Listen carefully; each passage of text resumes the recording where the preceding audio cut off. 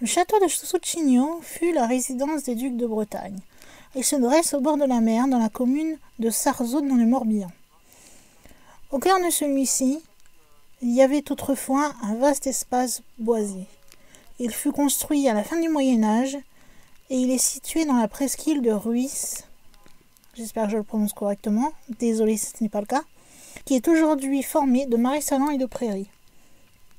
Ce château s'inscrit dans la lignée des grandes résidences ducales qui émergent alors en Bretagne sous l'impulsion de ducs très puissants.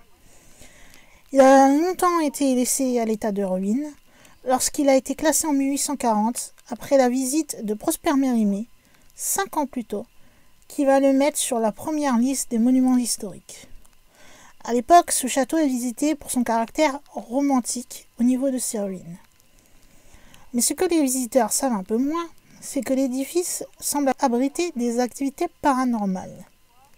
Il y a beaucoup de légendes qui entourent le château. On nous a parlé d'une porte dérobée qui passerait sous les douves et permettrait de s'extraire discrètement en cas de siège, mais on n'a jamais trouvé la porte, glisse tout sourire Mathilde Hammerstel.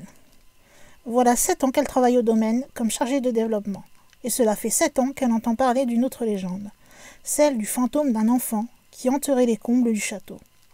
C'est une histoire qui passe de bouche à oreille. On n'a pas d'écrit sur cette légende, tout simplement parce qu'à cette époque, on n'écrivait pas ces choses-là. La légende raconte que l'âme d'un jeune enfant de 5 ou 6 ans habiterait toujours dans les murs de ce château construit au XIIIe siècle, qui fut maintes fois agrandi par des ducs de Bretagne souhaitant montrer leur puissance. Il serait le fils d'un capitaine de la garde qui serait mort très jeune, pour une raison inconnue, quand le duc Jean V habitait les lieux. Depuis lors, il s'amuserait à se signaler de temps à autre auprès des visiteurs, mais il ne s'amuse jamais à leur faire peur. On sent une bienveillance dans le château. On sent toujours nos visiteurs détendus. Personne ne s'énerve ou ne presse le pas. L'atmosphère est douce, témoigne Mathilde Hammerstel. Depuis lors, il apparaîtrait de temps à autre auprès des visiteurs, mais sans les effrayer. Ce serait plutôt un petit fantôme bienveillant, comme l'ambiance qui se dégage de la bâtisse.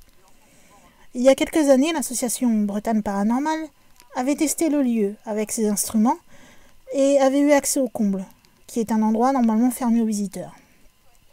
Nous avions enregistré une forte activité dans les plus hauts étages, rapporte Caroline, l'une des membres de l'association. C'est là que le jeune garçon ouvre ses journées le temps de sa courte vie. Déployés en pleine nuit alors que la bâtisse était vide, les instruments de l'association avaient donné des résultats surprenants.